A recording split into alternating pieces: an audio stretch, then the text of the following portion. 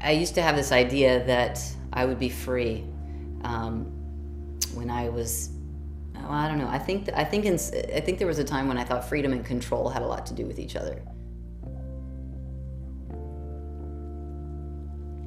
Somewhere probably around high school, I made a decision that I wanted to go into medicine. I knew I wanted to be a physician. It was a while before I settled on the specialty of obstetrics and gynecology. I drive to work each day really feeling blessed that I have the career I have, that God has given me a job that's a ministry. I feel like I've got the best job in the world. Morning. All of pregnancy is a lesson in patience and a lesson in flexibility. It just teaches me, as I watch women experience that, how important it is to live in the moment. I get to walk with women and families through really, really joyful times and through some really challenging times. You know, I get to experience life from the beginning to the moment baby takes its first breath. I think the problem for a long while was that my vision of what was freedom was not in line with what God says is freedom. I had a real turning point at 37. It's about 3 years ago. I've been in Austin for 7 years, been in practice as an OB-GYN for 7 years. I had accomplished everything I set out to accomplish. I had a successful career, I was out of debt, and I just hit a point where I realized that I had all this, and I was not in the content place I imagined that I'd be. It was a really uncomfortable place to be in, to realize that you'd accomplished your goals, and now what? You know, now what's next? And then to feel a sense of just a hole, like an emptiness inside, as if something was missing, and yet not know what that is. As God realigned my values with His values and showed me places where I thought I was free, but I wasn't yet free, that changed everything. Because suddenly there were some areas where I had to take some steps of surrender, imagining that those were going to lead to more restriction and less freedom, only to find the opposite was true. That was in money, that was in relationship, but I didn't really understand yet what true freedom was going to look like. So often when I get home from work, I can't wait to get my shoes on and get out on the trail. When I'm running, I hear really radical things from God, and that's where I go to meet Him. I feel like that's the time when He puts thoughts in my head that are really beyond myself, but that's when I get ideas. I think when I made a decision that it was time to just go all out and live for Christ, that it was time to really discover what it meant to be an offering to Christ, to live my life fully surrendered.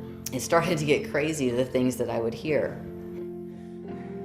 The biggest and most radical thing I've ever heard was, your relationship and your faith are not compatible, and it's time to do something about that. I mean, that was my big breakthrough, was '07. You know, God moved me out of a relationship, convinced me and convicted me that that was not honoring to Him, and it was time to lay that down.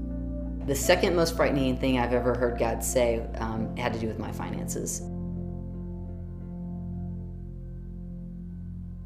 You can't go and look at another culture and not do this compare and contrast of like, this is what they have, this is how they live, this is what I have, and this is how I live. There are times when I would just sit in that and it would just break me. And I just realized that it's only by God's grace that I have anything more than they have.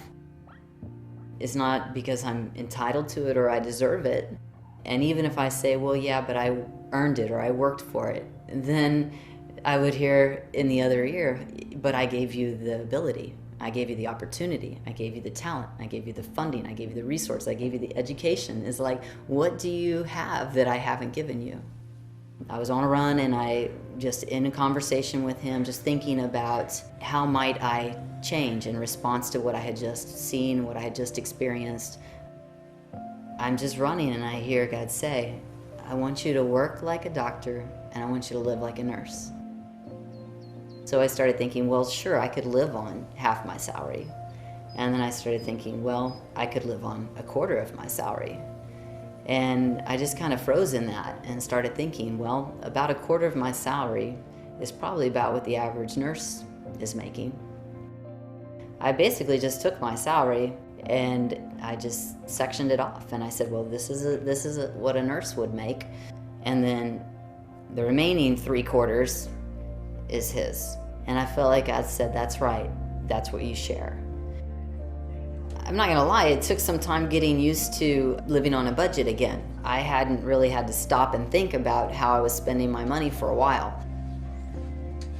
I don't feel like God is only asking me to spend and live within my means, but I think He's also talking to me about how I save. I mean, I've been saving for retirement pretty generously and investing a lot of money.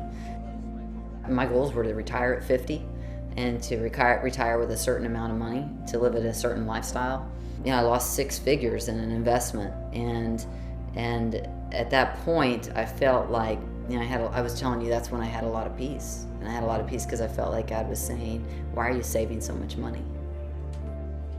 I felt like God wanted me to save to a lesser degree as well, and to be much more generous with my money by sharing it now.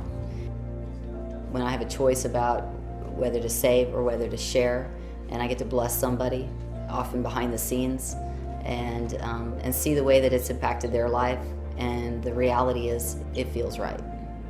It's very satisfying.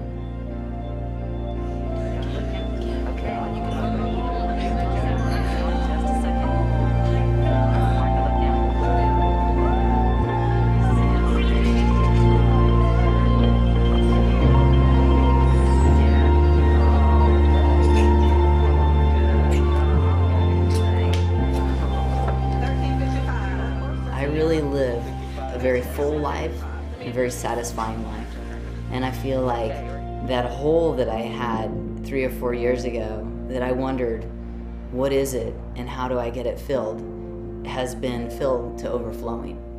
And I feel like it fills me up, and then it pours out to others around me in a way that I hope I bring a lot of joy to people's lives. And that joy I wouldn't have to give if He hadn't first given it to me. So.